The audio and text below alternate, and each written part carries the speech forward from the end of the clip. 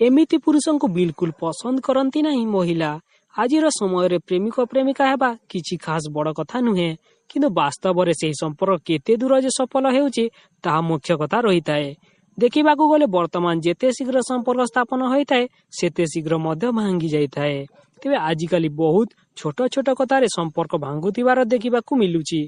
एने आज आमे आपनकु पुरुषों को एपरि किछि अभ्यास विषय कहबाकू जाउछु जहाँ महिला को बिल्कुल भी पसंद आसी न थाए। कौनसी समय मध्य महिला चाहती ना कि तांको प्रेमिक बा स्वामी मध्य एपरि किछि गुण रहू। किछि पुरुषों को खूब खराब अभ्यास रही थाए, फल से माने संबंध स्थापन पर तुरंत शोइबाकू पसंद करिथांती। पुरुषंकर एही गुण महिला को बिल्कुल भी पसंद आसी न थाए, कारण एही समय महिला किछि समय मन खोली साथींक सह कथा हेबाकू चाहती। किछि पुरुषंकर अन्य मानक सामने निज पत्नी बा प्रेमिकार मजाक उड़ाइबार अभ्यास रही थाए। एही समय से माने मजाक रे एपरि अनेक कथा कहिथांती जहाँ महिला को खूब खराब लागि थाए। आशा करे भिडियोटी भल लागिथिबा। जदि भल लागला एबे ही सांग मानकु शेयर करंतु। हां दर्शक बंधु, आपनकर जेते भी व्हाट्सएप ग्रुप अछि निहाती शेयर करी एबे ही सांग मानकु जणै दियंतु। जेमिति हेले भी शेयर करंतु दर्शक बंधु।